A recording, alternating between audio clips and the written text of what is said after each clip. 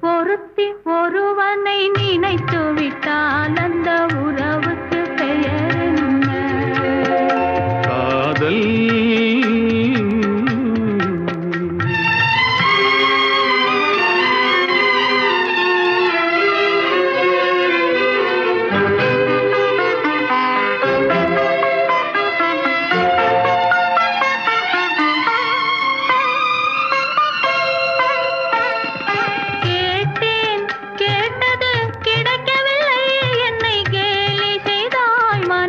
பொறுக்கவில்லை.